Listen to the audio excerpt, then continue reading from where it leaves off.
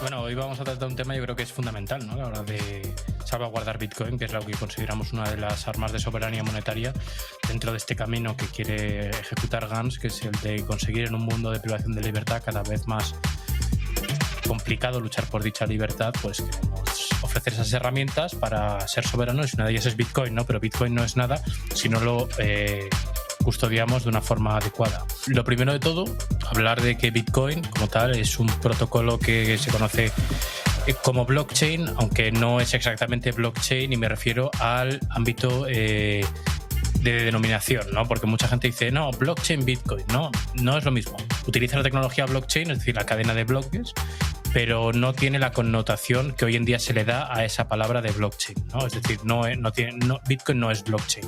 Esto lo entenderéis una vez os metáis más dentro de la materia de Bitcoin. Bueno, al final, como he mencionado, blockchain, ¿qué es? Esa tecnología que utiliza Bitcoin es un libro contable distribuido, es decir, un libro contable donde se anotan transacciones bancarias, para que nos entendamos. Obviamente este podcast va dirigido para la gente que igual no conoce muy bien Bitcoin. Se anotan transacciones, los que anotan las transacciones son los que denominamos mineros, y esas transacciones van en bloques. Se firman cada 10 minutos y esos bloques van enlazados unos con otros. Es decir, no se puede construir un bloque nuevo si no tiene enlazado el anterior. Yo creo que así como resumen introductorio vale, sobre todo para no hacerlo pesado para la gente que ya conoce Bitcoin.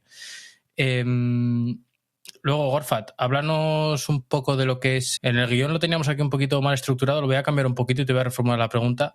Al final, esta cadena de bloques, ¿cómo se construye a través del lo que denominamos aquí el Proof of Work y la mempool? Bueno, Rafe, pues al final si Bitcoin tiene valor es porque se rige en base a una prueba de trabajo. Esa prueba de trabajo la formulan mineros, ¿vale? Son personas que a través de hardware, como pueden ser los ASICs, son unas máquinas que intentan resolver un problema matemático, y el que primero lo resuelve obtiene la recompensa, que es un Bitcoin. También podemos unirlo con lo que es la mempool, ¿vale?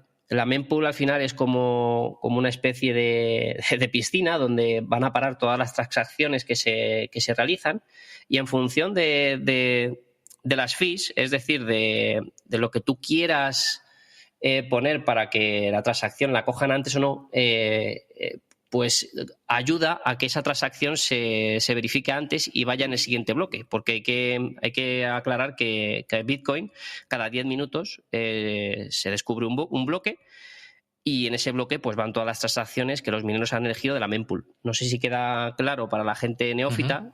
Supongo que para los técnicos queda demasiado simple, pero entiendo que para la gente que no sabe lo que es Bitcoin puede quedar claro lo que es. Sí, al final es como una sala de espera donde imagínate, vas a la pescadería y imagínate que te atienden por el número de tickets que llevas, ¿no? Pues tú te vas a la sala de espera de la pescadería, y cuantos más tickets lleves, es decir, cuantas más fees ofrezcas al minero, pues antes será inscrita tu transacción en el siguiente bloque, y tu transacción se procesará antes, ¿no? Te vas a esa sala de espera y tú dices, que yo tengo 20.000 tickets, inscríbeme a mí antes. Entonces, pues te pasarán. Es curioso antes, porque algunas veces hemos hablado de que hay una crítica hacia Bitcoin, que es muy lento, y Bitcoin realmente no es lento. Cada 10 minutos hay un bloque, y si tú no eres un tacaño y eres algo generoso con las fees, estamos hablando de que gracias a Bitcoin tú puedes transportar valor tanto en el espacio y en el tiempo de una manera increíble. En cambio, tú no puedes mover 50.000 o 100.000 dólares de una forma tan sencilla, porque el banco te va a hacer preguntas. En cambio, el protocolo de Bitcoin lleva más de 10 años sin fallar,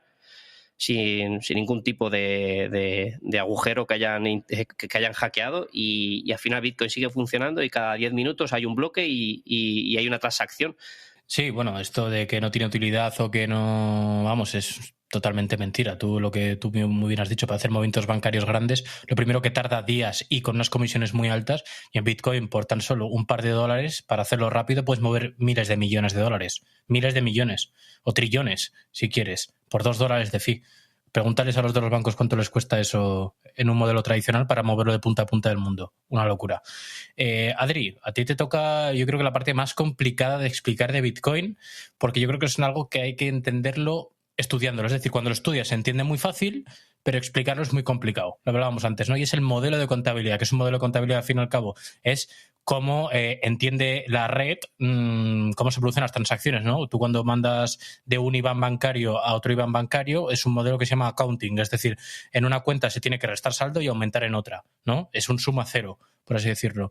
Pero el modelo de contabilidad de Bitcoin es complejo. Bueno, es complejo de explicar, como bien he dicho, que es el modelo UTXO. ¿Qué es esto, Adri? Cuéntanos sobre el modelo de contabilidad de Bitcoin. Como bien dices, es la pregunta más difícil, pero y también la más fácil a la vez, ¿no? Los huchos, como los mal llamamos en España, ¿vale? Al final son víctimas de sus siglas, ¿no? Es una cantidad de Bitcoin de salida que aún no se ha gastado, ¿vale? Como tú bien dices, el problema es que al englobar Bitcoin en un mundo digital, lo que tendemos a pensar es que es un saldo que tienes en la wallet y que, como tú bien dices, pues se resta o se suma, ¿no? Como en un banco. En este caso, Bitcoin hay que entenderlo más como digamos, el oro, ¿vale? Siempre se asemeja mucho, siempre se dice, ¿no?, que se asemeja mucho al oro. En este caso, una vez más, sería parecido. Bitcoin al final son monedas que tendrías que sumarían ese saldo. O sea, la wallet te está sumando ese saldo, pero en realidad tú tienes varias monedas, ¿no? Que al final esos serían pues los huchos al final. Entonces, como bien dices tú, pues es una cosa muy fácil de entender, pero una vez estás metido ahí. Y lo que es, sí, es difícil de explicar. Eso siempre me parece que para alguien que no sepa es bastante difícil de explicar. Se me ha ocurrido con esta analogía que haces con el oro, es básicamente, tú imagínate que tienes 1 kilo de oro, pero tienes 1 kilo de oro en un montón de monedas o de lingotes pequeñitos de 1 onza que has ido acumulando durante años, ¿no? Cada lingote o cada moneda sería un UTXO, pero que tú lo pones en una bolsa y es tu billetera. Hace la suma de esos huchos, por así decirlo. Sí, te va a dar ese peso en oro, ¿vale? Si lo comparas así, te va a dar ese peso, pero lo compone de varias fracciones, digamos. Esto es importante, lo comentaremos luego, porque si tú coges todo ese oro que tienes dividido en pequeñas fracciones, en pequeños UTXOs, con la analogía de Bitcoin, si tú lo fundes todo junto y creas un lingote de 1 kilo, porque tienes ese kilo, lo que pasa es que lo tienes repartido. Estás mezclando esos UTXOs, estás mezclando esas billeteras, ¿no? Pensar en cómo un montón de monedas las fundes y lo juntas en un lingotito de un oro de kilo, de kilo de oro, perdón, hablo al revés, y ahí tendrías pues esos huchos manchados o juntados ya realmente en una transacción, por así decirlo. Pero bueno, eso nos meteremos un poquito más tarde. Yo lo que quería pasar es al siguiente punto, para no alargarnos mucho, que quería decir que Bitcoin no es algo que tú tengas como tal. O sea, cuando tú tienes en tu billetera Bitcoin y ves que tienes un saldo en Bitcoin, realmente no tienes Bitcoin, tienes el acceso a mover ese Bitcoin, por así decirlo, ¿no? Tienes el acceso a mover esas claves, esas monedas. Bitcoin, cuando nos referimos a Bitcoin con todas las palabras, es decir, toda la palabra Bitcoin bien extendida, es el protocolo en sí, es decir, es la blockchain, la red distribuida, descentralizada, etcétera, etcétera, es el protocolo per se. BTC, para los que no sepan, es el nombre del token o moneda que se transacciona dentro de Bitcoin. Ese saldo que nosotros podemos llegar a ver en nuestra billetera, esos, si tienes 1 o 2 Bitcoin, pues eso es lo que se llama BTC, ¿no? Pues a veces, yo esto es algo que descubrí hace tiempo y le dije de coño, pues es verdad, ¿sabes? Es algo que mucha gente no conoce, pero es curioso de comentar. Son cosas que se dan como por hecho, pero realmente igual lleva un proceso, igual llevas, por decirte, 1 año, ¿no?, metido en el mundillo y luego te das cuenta de estos y no te das cuenta, detalles, sí. Ahora vamos a entrar ya un poquito a lo que es entender un poquito ya a nivel usuario cómo interaccionamos con Bitcoin. Gorfat, esta pregunta te la quiero hacer a ti. Clave privada y dirección pública, ¿qué relación tienen? Y luego me comentas lo de la frase semilla. Una clave privada es una clave secreta generada durante un proceso criptográfico asimétrico, y esta clave es la que permite que tengas una total propiedad y manejo de Bitcoin, ¿vale? En Bitcoin, esta clave es generada cuando se genera usando criptografía del tipo ECDSA y usando una curva elíptica que tiene un nombre bastante extraño y no voy a extenderme ahí. La clave privada y la pública están matemáticamente relacionadas, ¿vale? De hecho, la clave pública se genera siempre a partir de la clave privada. Y la forma más común de enviar bitcoins e incluso otras criptomonedas es utilizando la dirección, que realmente la solemos confundir con la clave pública, pero no es eso, sino que es el hash de una clave pública. Uh-huh. Y yo no sé si queda muy claro, pero al final son conceptos criptográficos que al nivel usuario pues a lo mejor no te interesan, pero si quieres indagar un poquito más y saber que realmente lo que es, pues te aconsejo que googlees y veas por tu cuenta lo que es una clave privada y la clave pública. ¿Y la frase semilla, Gorfat? Raif, esto cuéntalo tú porque no sabría decírtelo, tío, de una forma sencilla. Bueno, yo voy a decir, a ver, una frase semilla, voy a intentar hacer una analogía. Cuando tú te abres una cuenta bancaria y metes tus datos, esos podrían ser tu frase semilla, ¿no? Es decir, esos datos que acreditan que tú eres dueño de esa cuenta, ¿vale? Y que otra persona, si los obtiene, puede acceder a tu cuenta remotamente. Es decir, si alguien sabe tu número de teléfono, tu DNI, tu nombre y apellidos, dónde vives y toda esa información, puede acceder a tu cuenta bancaria, al fin y al cabo, ¿no? Pues esa es tu frase semilla. Tú cuando te creas esa cuenta bancaria, por así decirlo, tienes una cuenta, un saldo, ¿no? Y podríamos decir que eso está controlado por tu clave privada, ¿no? Es decir, la frase semilla es la que te da acceso a tu clave privada, que es tu cuenta bancaria, per se. Entonces, recapitulo un poco. Frase semilla, tus datos de acceso a cuenta, y la cuenta per se, la cuenta privada. Vale, vas a recibir dinero, vas a recibir euros. Tú das un IBAN, ¿no? Un IBAN, tú vas a hacer una transferencia bancaria o incluso... Bueno, vamos a dejarlo en IBAN. Tú das un IBAN para que alguien te envíe 1.000 euros, por ejemplo. Pues la analogía en Bitcoin es la dirección pública, que es el hash de la clave pública, ¿vale? No sé si se entiende así, vale. Yo creo que también si hacemos analogía con una cuenta bancaria y nosotros queremos ir al banco y queremos acceder a nuestra cuenta, pues es necesario que entreguemos nuestro DNI, ¿no? Pues comparémoslo con las frases semilla, ¿vale? Que puede ser entre 12 o 24, dependiendo de la billetera. Pues si tú entregas las 24 palabras, la persona que está detrás del mostrador, que es decir, es el banquero, va a decir, vale, eres tú. Y es cuando tienes acceso a tu cuenta y a tus activos, en este caso Bitcoin. Luego también tenemos que hablar de algo, y lo quiero tocar muy rápidamente simplemente. Bitcoin On-Chain y Bitcoin Lightning. Son dos protocolos distintos, Gorfat. Al final On-Chain es el protocolo base, el protocolo Bitcoin como tal.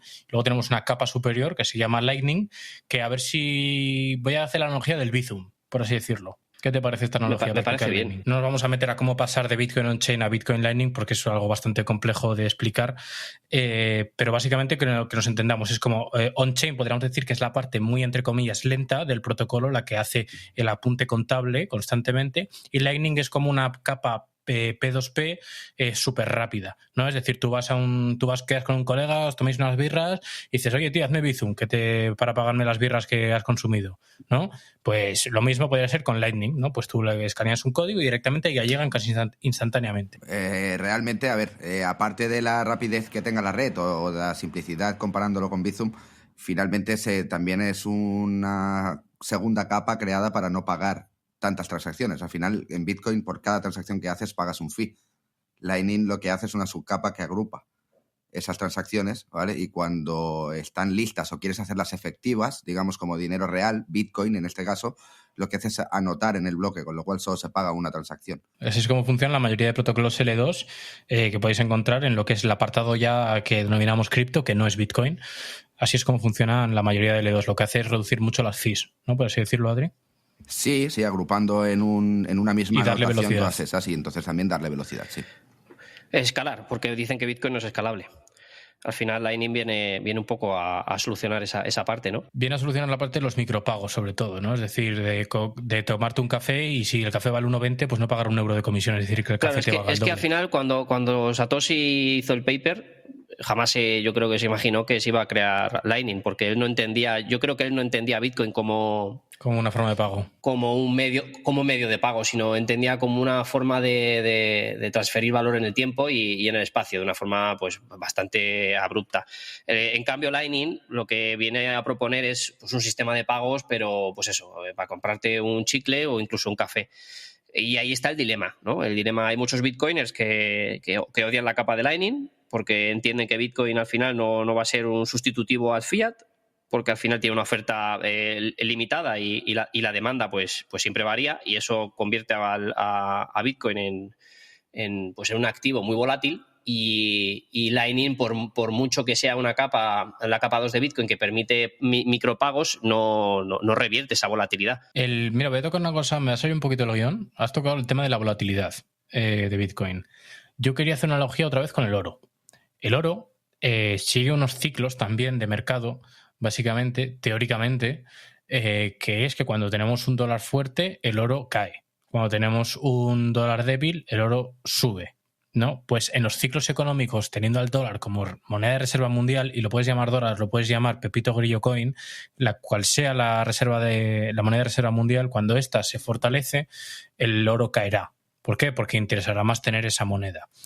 Es decir, si tú te fijas en el oro mantiene a largo plazo el poder adquisitivo. De hecho, hay muchas páginas donde puedes comparar lo que valía una casa en kilos de oro y te das cuenta que hoy vale lo mismo, un kilo de oro, ¿no? Entonces, eso es mantener el poder adquisitivo durante el tiempo. ¿Qué pasa? Que durante ese tiempo tiene muchas caídas. El oro tiene muchas bajadas y subidas. Igual no te baja un 86% como hace en los ciclos de Bitcoin, pero Bitcoin sí que sigue un poco esa tendencia de abruptas caídas y subidas, pero a largo plazo seguir con esa tendencia alcista, ¿no? Por así decirlo. No sé si habías pensado en esto, Gorfa, ¿te habías fijado en lo que hacía el oro respecto a Bitcoin y que es similar en los ciclos? Lo que pasa es que yo creo que al final, si hay alguien que no se le haya ocurrido, el oro, el mayor problema que tiene, si ya nos ponemos a ver el valor intrínseco que tiene Bitcoin, es que el oro pues, es fácilmente confiscable. Y su extracción pues, puede variar en función de si encuentran una mina o si hay mayor inversión económica para extraer oro, ¿no? En cambio, Bitcoin pues, está limitada la oferta. Limitada que no se va a mover de ahí, a no ser que, bueno, en el 2140 y quisieran hacer un cambio de protocolo. Pero esa al final es la cualidad, yo creo, que distingue a Bitcoin de cualquier activo, y sobre todo es el primer activo digital que permite eso, ¿no? Que encima es deflacionario, porque hablamos de que aparte de Bitcoin hay como 3 millones de Bitcoins perdidos ahora mismo, incluso los que tiene ya Satoshi, ¿no? Que no ha movido. Bueno, creo que tiene sus diferencias con el oro. Me gusta el oro y me gusta la plata, pero Bitcoin al final pues puedes albergar esas semillas de las que hemos hablado antes en tu cabeza y puedes traspasar pues una aduana de un aeropuerto simplemente memorizando las semillas. En cambio, ¿cómo vas a transportar 4 kilos de oro por el aeropuerto? Es imposible, ¿no? Pues bueno, es una forma de que la gente entienda que Bitcoin realmente el valor que tiene es ese y que está fuera del alcance de los estados. No te lo pueden requisar. No, esa es la magia. Y Adri, te quería preguntar sobre esto. Bitcoin, oro, esta magia que ha comentado Gorfat, que lo hemos comentado tú y yo muchas veces también. Cuéntanos un poco cómo ves tú el oro y Bitcoin. Bueno, Rafe, finalmente Bitcoin también, has comentado que tiene unas caídas del 80% aproximadamente. También ten en cuenta que Bitcoin es algo nuevo, donde ha entrado mucha especulación y también es víctima muchas veces de lo que le pasa a los índices, ¿vale? Tú y yo lo tocamos mucho. Finalmente buscamos el desapego, ¿no? O que se separe de esa paridad, por decirlo así, con diferentes índices, sobre todo americanos, y realmente pues vuele por sí mismo, ¿no? Que sería lo bonito decir. Referente a lo que dice Gorfat, yo ya he visto que lo ha dicho él al final, pero la diferencia con el oro es, sobre todo, principalmente, es que te lo puedes llevar donde quieras sin que nadie pues se dé ni cuenta. O sea, ya no es que puedan quitártelo o no, es que no tienen ni por qué darse cuenta. Y luego una parte fundamental que yo considero en Bitcoin, sabéis que lo tratamos y ese es el espíritu de Gans, es que detrás de Bitcoin no hay nadie, ¿vale? Y eso es, creo que es una de las partes más importantes y que muchas veces no se tienen en cuenta cuando sobre todo se le compara con criptomonedas, ¿no? Que eso para los que nos gusta Bitcoin nos resulta muchas veces casi un insulto. Y no tiene trabajadores, contratados. Me refiero, no hay un CEO, no hay trabajadores, nadie cobra, nadie cobra por Bitcoin. Es decir, hay una comunidad de devs, de desarrolladores, que están haciendo esto de forma prácticamente altruista. Bueno, Gorfat, ¿no viste en las noticias lo de Ay, sí, está presentadora de Antena 3. O Bitcoin despide. Refiriéndose a FTX. No, si es que la ignorancia es muy jodida. Es jodida. Por eso es complicado de todos modos que la idea de Bitcoin pueda penetrar en ciertos economistas, porque, bueno, economistas y personas que llevan toda la vida entendiendo las finanzas tradicionales como que hay que tocar, ¿no? Si Bitcoin no lo tocas, no es dinero o no es tuyo.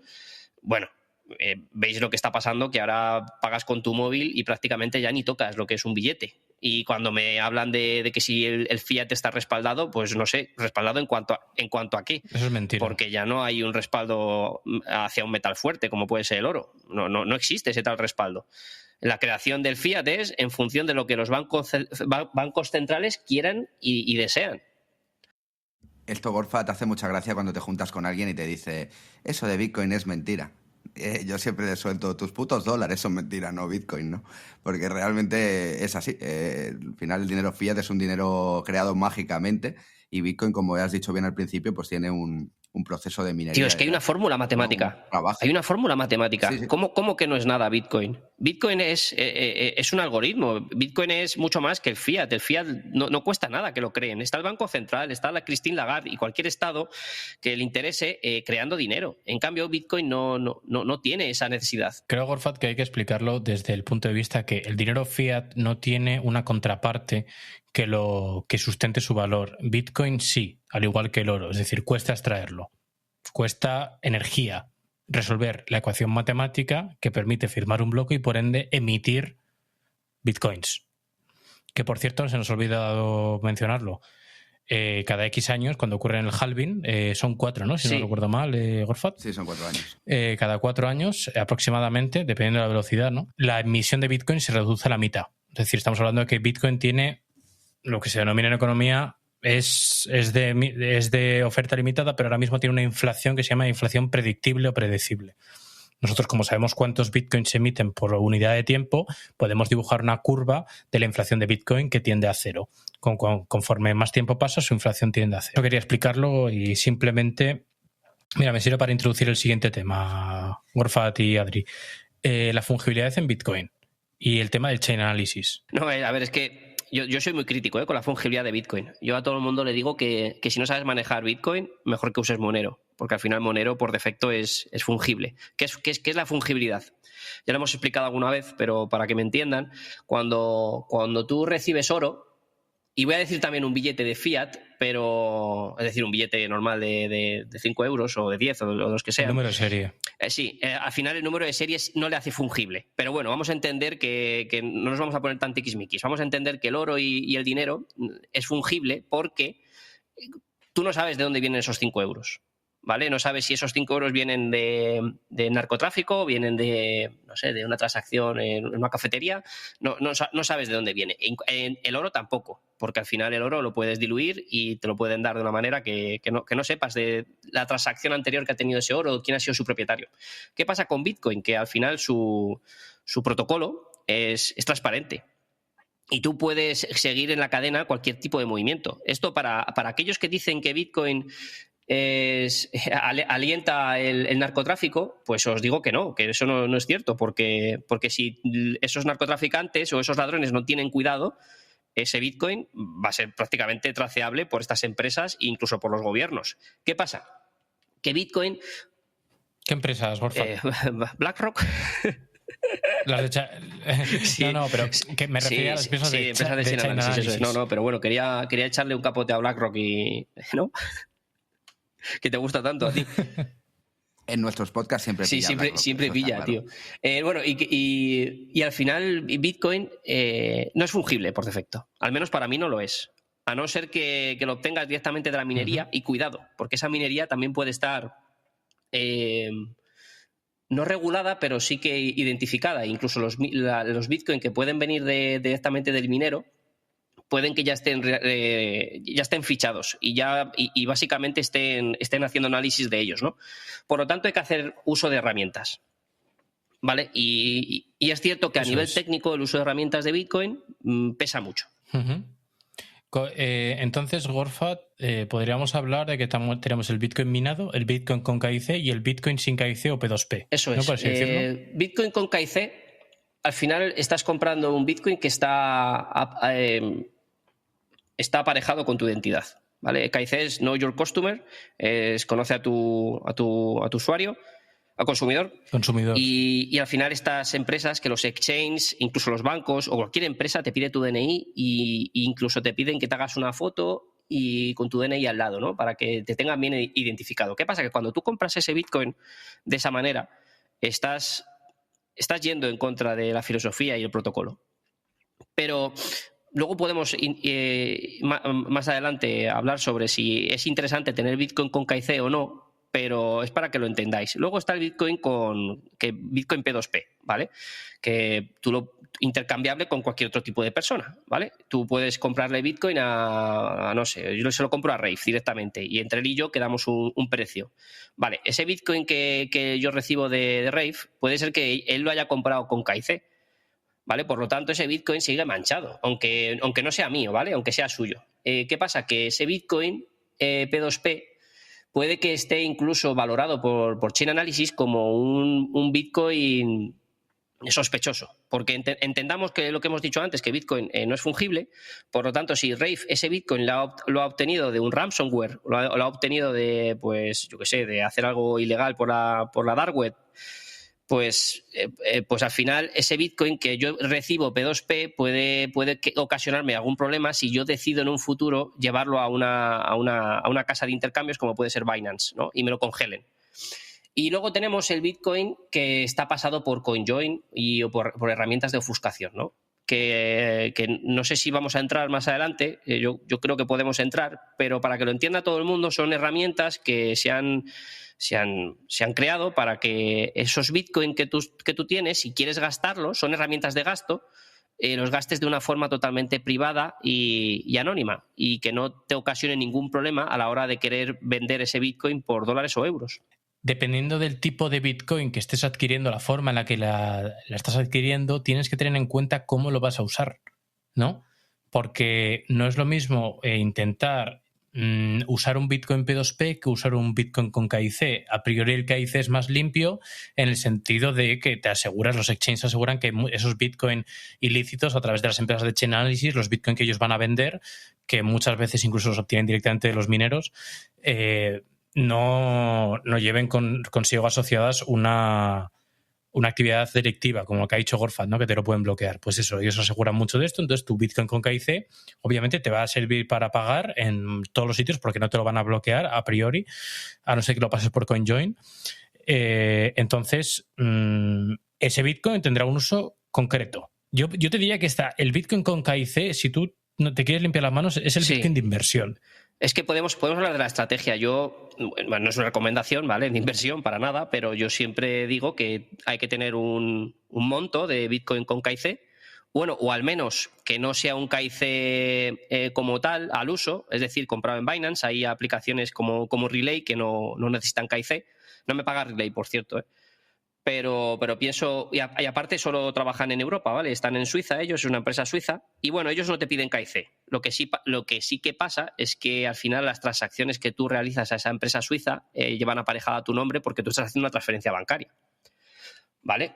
Podríamos decir que es un semi-KIC porque al final ellos guardan esa información, pero como sabemos que el gobierno suizo se desentiende totalmente de las leyes de datos que se rigen en el mundo. En Europa. Sí, ya estuvimos hablando de los 14 ojos y ese entramado, ¿no?, de transferencias de información.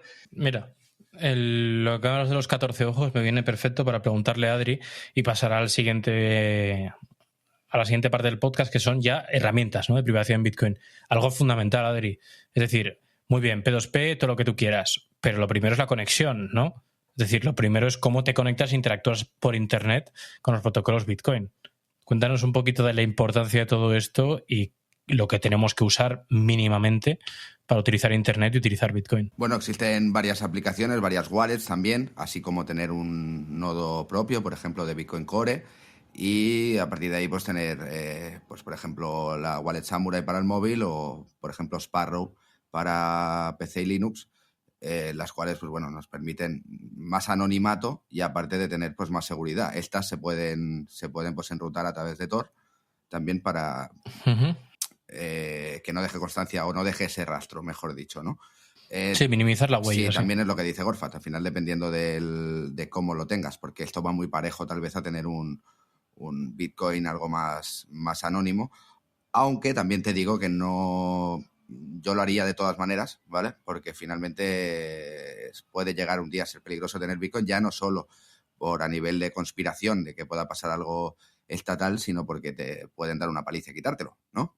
Entonces todo lo que utilices así, yo creo que nunca está de más, pero herramientas de este tipo, sobre todo, hay muchas que además son muy fáciles de instalar. Parece que te digo un nodo de Bitcoin y te va a explotar la cabeza, y realmente es muy fácil. Hay un montón de tutoriales además, y teniendo cuidado sobre todo, mirando el hash de lo que te descargas y demás, ¿vale? Pues al final tocamos, entiéndase, como dinero, entonces hay mucho listo por ahí, pero realmente es fácil, y hay, ya te digo, wallets como Samurai o Sparrow que son realmente fáciles de configurar. Eso sí, a un nivel a lo mejor un poquito medio, ¿vale? Porque si lo haces el primer día, pues igual no sé, te explotan los ojos, ¿no? Pero ya te digo, no es algo realmente, cuando estás metido, yo con mucho cuidado, pero hostia, yo le diría a la gente que lo pruebe, porque además Bitcoin es una madriguera, ¿no? Que siempre descubres algo nuevo. Te puedes creer que lo sabes todo de Bitcoin y mañana te das cuenta de que no sabías tanto. Y eso se hace al final testeando, ¿no? Como hacemos nosotros siempre. A mí me pasa mucho, me pongo un podcast de Lunaticoin y digo, joder, macho, puto luna de los cojones, tío, ahora ya tengo que estudiar otra cosa nueva, ¿sabes? Es alucinante.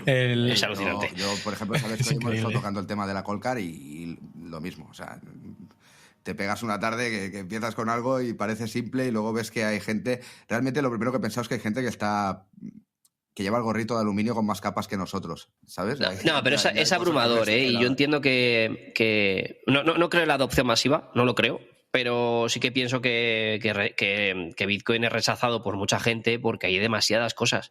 Y pienso que tenemos que hacer autocrítica y un análisis en la comunidad porque queremos que todo el mundo tenga Bitcoin P2P, que tenga su billetera Coldcard, que tengan un nodo enrutado por Tor, y joder. Yo creo que si ponemos el listón tan alto, nos vamos a quedar solos. Y yo creo que hay que hacer un mix. Y hay que empezar a enseñar a la gente muy poco a poco. Sí, que llevas toda la razón, ¿vale? Pero también lo que has dicho antes, el que empiece, ¿vale? Tiene que tener cuidado sobre lo que es Bitcoin, ¿no? Es lo que estabas diciendo justamente. La gente se piensa que no, eso es anónimo, es irrastreable, es... Mucho cuidado, porque a lo mejor eres más rastreable que con el fiat. Sí, desde luego. ¿Vale? Entonces, realmente estas herramientas a lo que te llevan es a darte cuenta de lo que es, porque tú has puesto antes un ejemplo perfecto. Si no te quieres meter tanto, usa Monero, ¿vale? Que la mitad de cosas ya vienen hechas, o más. Claro, es que... Pero en el tema de Bitcoin, ojo, porque sí que es verdad que siempre te das cuenta de que hiciste algo, o sea, siempre es eso, ¿no? Estar pensando, pues yo hace un año hice esto, ¿qué hice mal? ¿Vale? Y eso te pasa constantemente. Es que al final, Bitcoin, yo no interpreto que vaya a sustituir al fiat en un futuro, ¿eh? Yo soy de esos bitcoiners que dicen que Bitcoin es una herramienta para transferir valor en el tiempo, porque tiene unas cualidades intrínsecas que son maravillosas, ¿vale? Y al final se ha visto que su revalorización en el tiempo es notable, y si tú inviertes Bitcoin, lo normal es que en el tiempo no pierdas patrimonio. Cuando tú has dicho antes lo de especular, a mí me encanta que en Bitcoin haya especulación, porque eso significa que hay interés, ¿vale?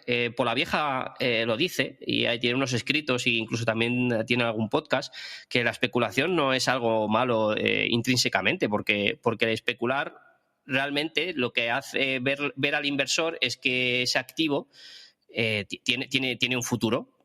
Y la gente está apostando a que ese futuro va a ser positivo para Bitcoin. Mira, te lo voy a ampliar incluso, o lo voy a explicar mejor lo que dice Polavieja en este podcast con Lunaticoin, que dice, lo comentan, o sea, lo llaman el valor de la especulación y de las burbujas, ¿no? Las burbujas son eventos en los que se magnifica el valor de una nueva tecnología o de un mercado. Él dice que las burbujas señalan la próxima tecnología que se va a sentar. Es decir, ocurrió con... Él lo explica, ¿no? Los tulipanes, lo que ocurre es que hay un gran mercado en Holanda referente al tulipán. ¿Qué pasó? Que se vio, además lo que pasa es que en Holanda se creó la primera bolsa de valores, ¿no? Entonces está un poco como todo muy interrelacionado, un mercado muy en auge dentro de Holanda, tulipanes, tulipomanía, etcétera, etcétera. Ferrocarriles, la burbuja del ferrocarril, lo mismo. Cuando nació el ferrocarril, hubo una gran burbuja en el ferrocarril porque se estaba diciendo que, oye, es que esta tecnología se va a necesitar y las .com en el futuro. las Es que se .com hace magnifica. poco. Exacto. Y va a llegar a eso, las .com. La burbuja de las .com se refería a Internet. ¿Vosotros veis a Internet hoy en día como una estafa? Bitcoin acaba de vivir una burbuja y se le llama estafa. ¿Qué está señalando Bitcoin precisamente? Está señalando que necesitamos una alternativa al dinero digital programable de las CBDCs y del control del Estado. Para mí, yo creo que eso es lo que está señalando. Y bueno, quería preguntaros acerca de esto. ¿Creéis que la burbuja que se origina en Bitcoin, que acabamos de vivir desde 2020, está señalando precisamente eso? Sí. Es más, las burbujas de Bitcoin son necesarias, porque lo que hace es luego limpiar muchísimo y se ve quién realmente está confiando en el protocolo. Porque no me canso de decirlo, pero Bitcoin al final es un arma. Es filosofía, es política y son muchas cosas que ya Bitcoin ya no es una simple moneda. Alrededor de Bitcoin están creciendo pensadores, están creciendo modelos de negocio, está creciendo incluso una forma de estructurar la sociedad diferente. Y Bitcoin viene a significar muchísimas más cosas. Todo este significado que tiene Bitcoin, al final, de nada sirve todo este significado y que lo entendamos perfectamente si no sabemos utilizar bien sus herramientas. Y quería pararme antes de pasar una charla distendida con vosotros, es hablar concretamente de Samurai. ¿Y por qué voy a hablar concretamente de Samurai? Samurai es una wallet, o realmente habría que llamarlo llavero, móvil, muy configurable y muy enfocado en la privacidad. ¿Por qué? Porque se puede enrutar a través de la red Tor y se puede conectar a tu propio nodo de Bitcoin. Eso es 10 de 10. Pero es que además Samurai tiene unas herramientas que nos permiten, explicándolas per se, introducir cómo te vas a tener que empezar a mover una vez tengas ese Bitcoin en tu billetera Samurai, por ejemplo, o en una hardware wallet, ¿no? Entonces, Gorfat, quiero que me hables un poquito de la heurística y lo que supone aumentar la entropía para disminuir dicha heurística, ¿no? Dentro de Bitcoin. Dos puntos. Si tú no quieres gastar Bitcoin, de esto puedes pasar. Bueno, te puedes escucharlo y te puede interesar, pero realmente si tú no quieres gastar Bitcoin, no hace falta que utilices estas herramientas, porque estas herramientas vienen a solucionar un problema de gasto, ¿vale? Y vienen a aumentar lo que es la privacidad y el anonimato. Samurai Wallet es perfecta. Si tú realmente tienes una billetera fría, donde tienes ahí almacenado un gran depósito de Bitcoin, y lo que quieres es gastar pues una porción, lo más idóneo es que tú hagas una transferencia de tu billetera fría a la billetera de Samurai. Y con Samurai lo que vas a poder pues, es hacer un CoinJoin, que para el que no... Explicado a grosso modo, un CoinJoin es una mezcla de monedas que permiten perder la trazabilidad de ese Bitcoin. Por lo tanto, a la heurística y las empresas de chain analysis que estén trazando movimientos de esos Bitcoin la pierden totalmente, ¿vale? El trazo. Y luego, pues también tiene herramientas como Ricochet, que Ricochet es un multisaltos, ¿vale? Son cuatro saltos que se hacen de la transacción y tú cuando quieres configurar o quieres enviar ese Bitcoin, lo que hace Ricochet de Samurai Wallet es pues crear 4 saltos, 3 de ellos son señuelos y el final, el último, es el verdadero. Y esto lo que hace es realmente ofuscar bastante y la búsqueda por partes de chain analysis del movimiento de Bitcoin. Es decir, lo que utilizan en chain analysis es la heurística, ¿no? La heurística es, vamos a ver si lo consigo definir y que no me mate, por favor, si no es del todo preciso, pero son las huellas, ¿no? Es decir, los patrones. Los patrones que tú ejecutas al mover Bitcoin o los patrones que se suelen dar al mover Bitcoin generan una cierta heurística, de hecho, por ejemplo, los antivirus utilizan la heurística. Es decir, saben que ciertos virus utilizan ciertos patrones de conducta en tu ordenador, entonces los califican o no como virus, ¿no? Pues pasa lo mismo con chain analysis. Yo entendía, esto si quieres lo podemos cortar, pero yo entiendo que las heurísticas es como un conjunto de técnicas que al final pues te permiten descubrir ciertos patrones. Y en este caso, pues patrones que se realizan dentro de la cadena. Eso es. Vale, ok. Ok, Sí, vale, lo que vale. estaba comentando. Y cuando he hablado de entropía, porque hemos mencionado ciertas cosas que quiero matizar antes, entropía, ¿qué es? Entropía significa desorden, ¿no? En términos físicos, la entropía es la medida del desorden. Por ejemplo, si yo hiervo agua, que es de un estado líquido, y lo paso a gas, he aumentado la entropía. ¿Por qué? Porque he aumentado el desorden molecular de ese agua. Pues aquí ocurre lo mismo, ¿no? Los CoinJoin, los Ricochet, Paynim, todas estas herramientas de privacidad lo que hacen es aumentar la entropía y disminuir la probabilidad de ser localizado por la heurística, ¿no? Has mencionado hardware wallets o billeteras frías y no hemos hablado de ellas, Wolfat. Lo mejor que puedes hacer para evitar las heurísticas, una cosa que es clave y básica, es no reutilizar direcciones.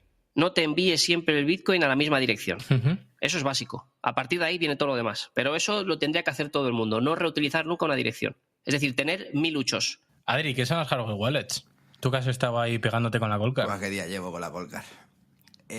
Bueno, son billeteras frías al final, ¿no? Donde puedes resguardar tus bitcoins. Hay específicas que evidentemente es lo que más vamos a recomendar aquí. Si te mola Trezor y eso, sáltate este tema. Entonces, el tema está que, bueno, hay así las ¿Pero más... qué es una billetera fría? ¿Qué es una hardware wallet? Es una billetera fría, viene a ser una especie de monedero que está fuera de la conexión a Internet. Que está fuera de la red. Es decir, que no tiene contacto con la red y que tú necesitas, para verificar una transacción, necesitas físicamente pues hacer uso de un botón o lo que fuera. No sé si... Las llaves privadas se guardan en un hardware, en un chip, por así decirlo. Por eso... Sí, o la clave, mejor dicho, ¿no? Sí, la clave privada. La clave privada con la que firmas transacciones se guarda en un hardware específico. Cuéntanos, sigue comentándonos sobre la Coldcard, que es la... Bueno, la Coldcard al final es la billetera fría con más... para los más conspiranoicos, ¿no? En realidad es la bomba, si te lo pones a pensar, sí. Pero realmente es un melón nuevo, ¿no? Que es que te puede explotar la cabeza, ¿no? Si lo pillas sobre todo de cero y sin conocimiento, porque yo, de hecho, me he estado buena parte de la tarde liado y realmente hay cosas que a lo mejor... te iba a decir que ya se pasan de seguridad, pero claro, en Bitcoin eso es muy difícil decirlo, ¿vale? Y realmente al final las admiras, pero claro, llega un punto el cual, bueno, incluso viene con puedes comprar un adaptador que es una pila para que no tengas que enchufarla ni siquiera a la pared, ¿vale? Por si hay un robo de datos en el enchufe. Y incluso, pues, por excelencia, lo suyo es que nunca la conectes al PC y para eso trae tienes que comprar una tarjeta de memoria que es la que configurarías o pasarías esa información de la wallet o esas transacciones, mejor dicho, a esa tarjeta de memoria y luego esa tarjeta sí que la podrías meter en la Coldcard, ¿no? Tiene incluso, sí. ¿Qué te digo? En el caso de la Coldcard tiene un botón donde pone dispara aquí, ¿vale? Literalmente, que es por si te la van a quitar o cualquier ataque de la llave inglesa, pues que le des un golpe ahí para que se rompa y se borre. Entonces, realmente... Eso es perfecto, ¿eh? Sí, o sea, en tema seguridad es, desde luego es muy cypherpunk, o sea, brutal. Es más, también también el diseño, si te lo miras, ¿no? Me parece como una calculadora y además... Dime. Has mencionado esto de los cyberpunks y lo queremos tratar, que es un tema que nos apasiona, la verdad. Y bueno, me sirve perfectamente para introducir un poquito la charla extendida del final, que nos han dicho muchos que les gusta. Por cierto, invitarlos a unirse a la comunidad de Telegram y dar muchas gracias a todos aquellos que seguís donándonos a través de Fountain vuestros sats. Es un gusto que poder transmitiros valor de una forma que nosotros no somos expertos de nada, sino simplemente pretendemos acercar todo el mundo a la soberanía desde un punto de vista user-friendly, como siempre decimos, y muchas gracias por ver el valor en lo que hacemos y de corazón lo digo, que me ha sorprendido mucho como tanta gente nos dona y cantidades que a priori me parecen una locura.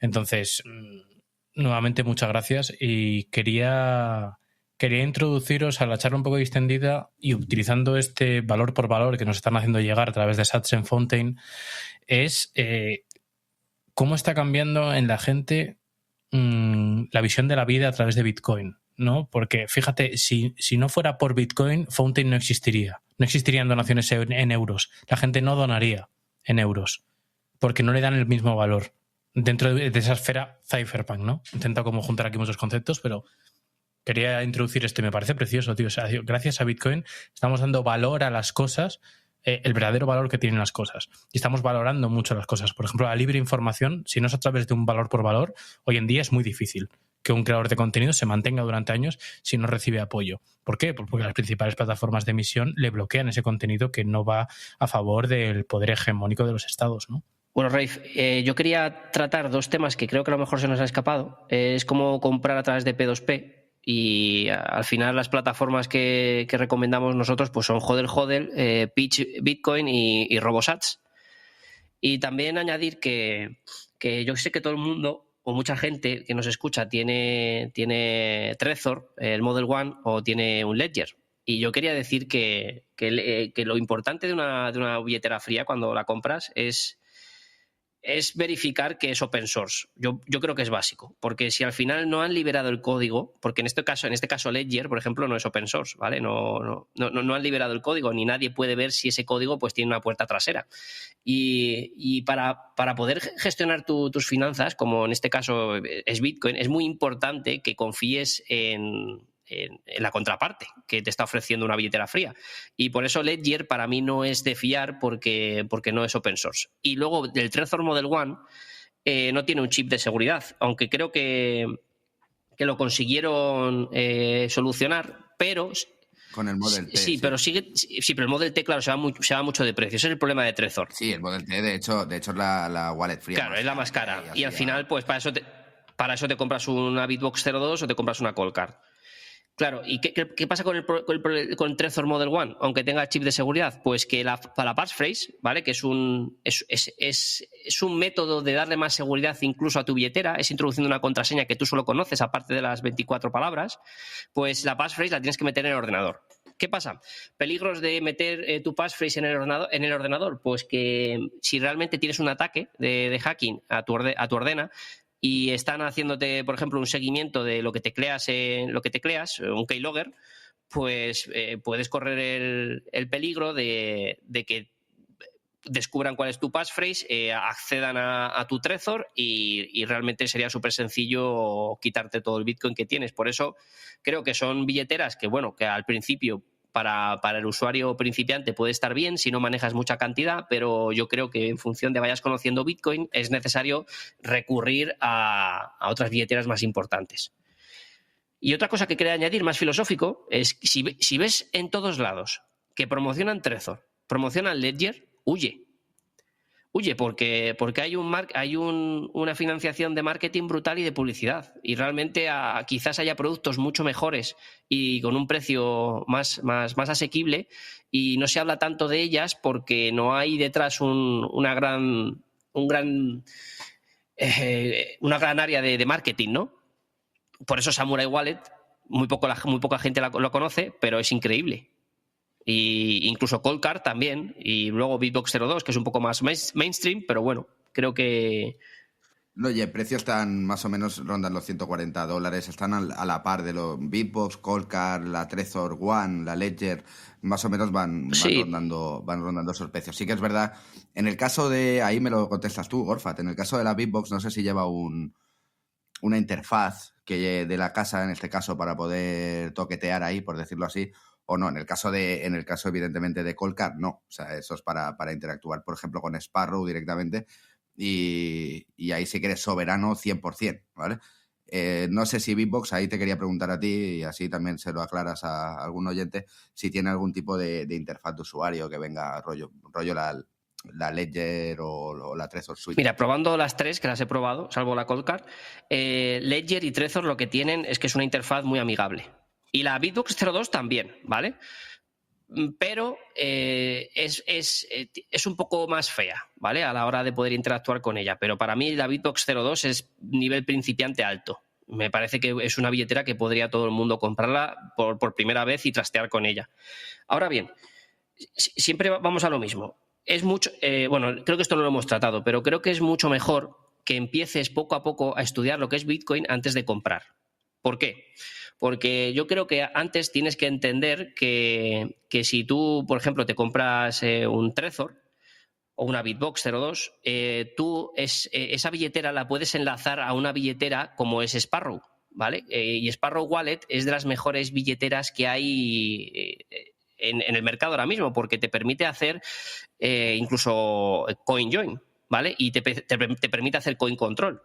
El coin control viene a ser una forma de poder elegir los huchos que gastas, porque tú imagínate que en tu billetera fría tienes los 3 tipos de Bitcoin que hemos dicho antes. Tienes Bitcoin con KIC, Bitcoin peer-to-peer y Bitcoin que ha pasado por un coin join. Pues a ti no te interesa que la billetera por sí sola, de forma automática, elija todos esos huchos para pagar, porque entonces lo que estarías provocando es que la heurística de Bitcoin y Chain Analysis vería cómo todas las transacciones anteriores son tuyas y vienen de 3 huchos diferentes. Por lo tanto, es muy, muy, muy necesario que las billeteras que tengáis, en este caso Sparrow, que esté conectada con tu billetera fría, tengas la posibilidad de hacer coin control y tú elijas personalmente los huchos que quieres gastar. Sí, totalmente. Esto entramos un poquito en lo que nosotros habíamos titulado en el guión, la responsabilidad de tener Bitcoin, ¿no?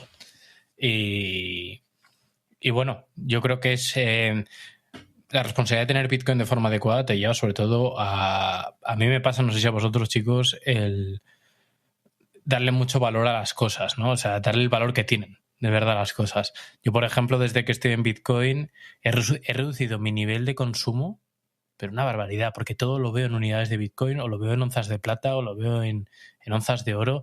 Digo, ¿para qué narices voy a gastar mi dinero en esta tontería si puedo tener Bitcoin, acumular Bitcoin o simplemente estar en mi casa estudiando de soberanía, ya sea Bitcoin o leyéndome un libro o cualquier cosa? ¿Os ha pasado esto con Bitcoin y con la madriguera en la que te metes? Rafe, ayer mismo estaba hablando con vosotros, iba andando por el paseo marítimo y os comenté que ya lo que me falta es ver las cosas en código de Matrix, ¿sabes? En color verde. Pero realmente eso que has tocado es un punto importante. Vas a un McDonald's, por decirlo así, y esos 30 euros automáticamente te hacen la conversión de 30 euros. Me podía haber comprado una onza de plata, ¿no?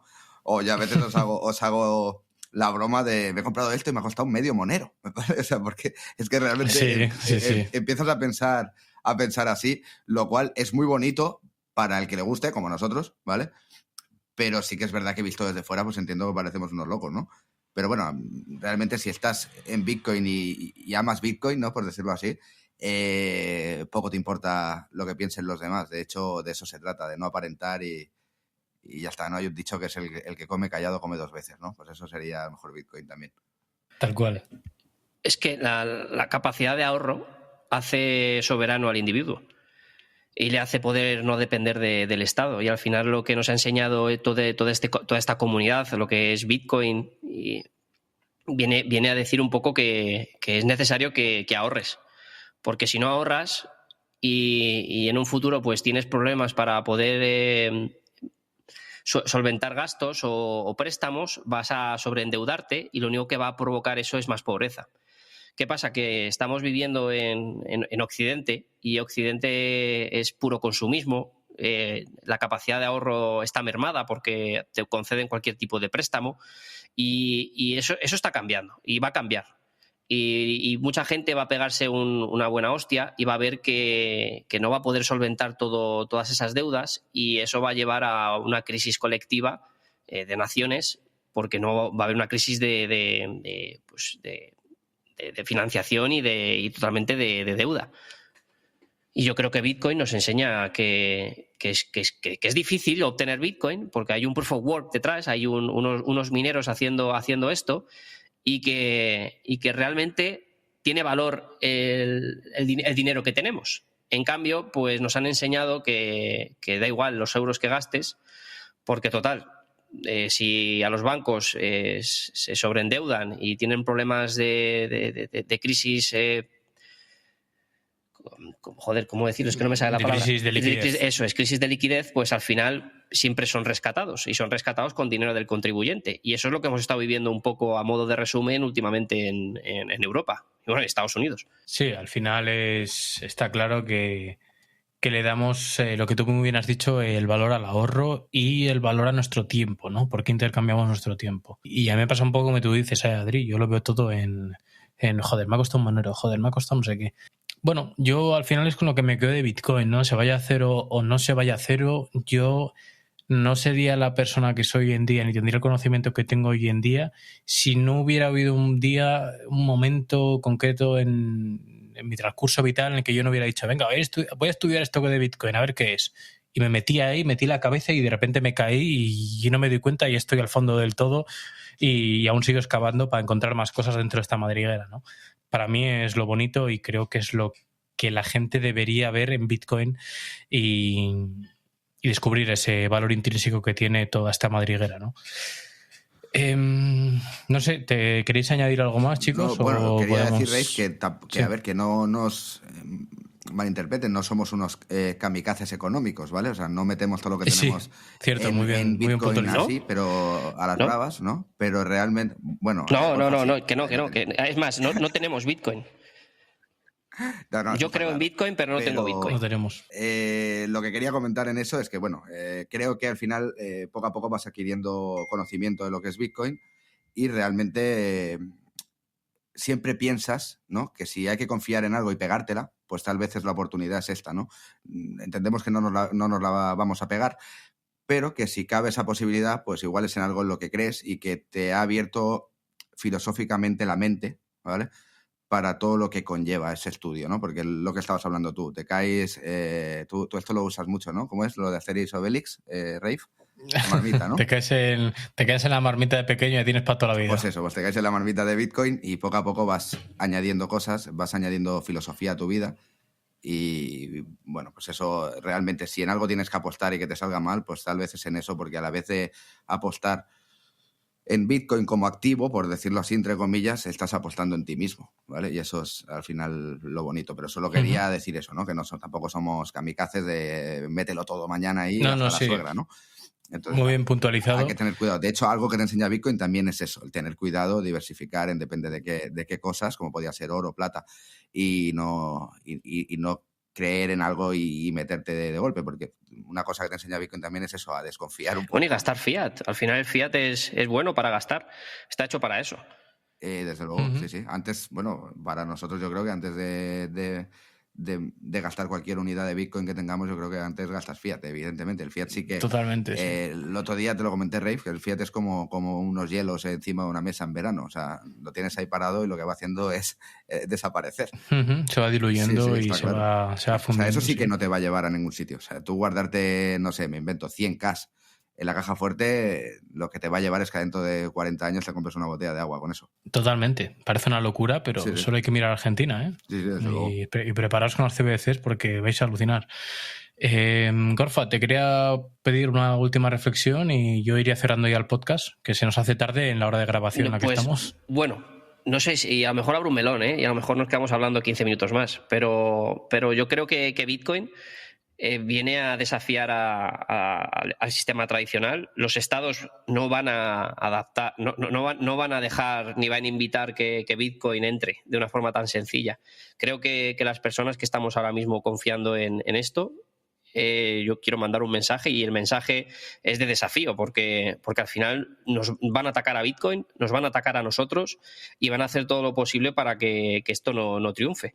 Y habrá que buscar aliados. Y yo pienso que bueno, es un poco teoría de juegos, ¿no? Ya vemos países pequeños como El Salvador que al final juegan como baza a tener Bitcoin para poder en un futuro destacar frente a otros países que tienen el dominio a nivel financiero. Yo te digo una cosa, Gorfa. Yo lo que menos me preocupa y menos me gusta muchas veces es escuchar adopciones así, en plan como moneda de curso legal, como El Salvador y demás. Yo lo que me gusta de Bitcoin es creer que no sé si está en los 4.000, comparándolo con dólares, ¿vale? En los 4.000 o en los 5.000 o en los 1.000, pero que realmente hay una comunidad que no va a vender ese Bitcoin, ¿vale? Con lo cual no me importa que exista lo que decías antes, una especulación, es más, igual hasta nos viene bien, pero en el caso de que un día todo el mundo o todos estos especuladores quisieran deshacerse de ese Bitcoin, yo creo que hay un muelle, ¿no? Un colchón en cierto precio, ¿vale? Por decirlo así, aunque está feo, que vamos a ser, pues eso, la comunidad que lo sustente de verdad. A mí no me interesa que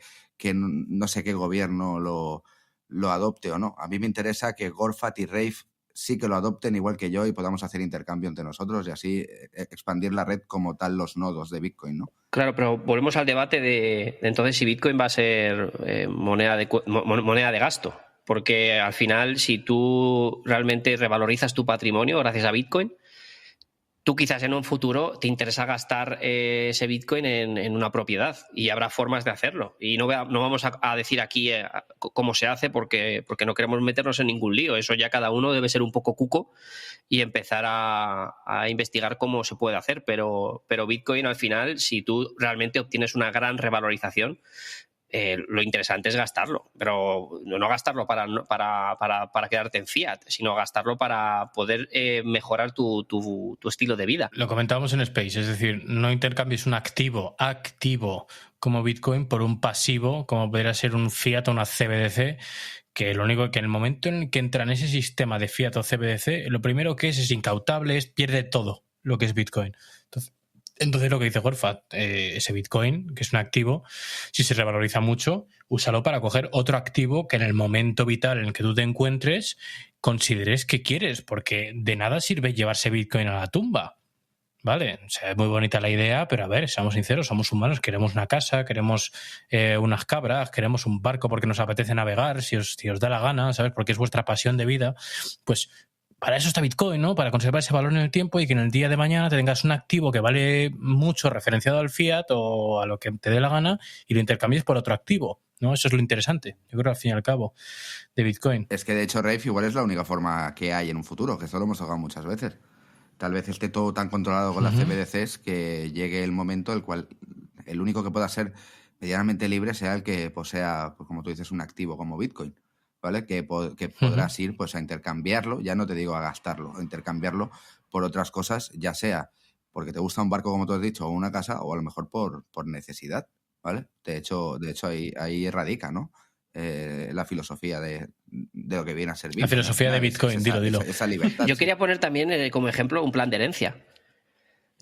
Si tienes problemas con la hacienda de tu país y, no sé, te queda poco para cascarla, ya sé que es muy frío hablar de esto, pero si realmente quieres dejarle a tus herederos una fortuna o cierto dinero, no sé, hay una forma bastante buena que es pasar todo tu capital y tu patrimonio a Bitcoin, darle las semillas a esa persona y nada, y voilà.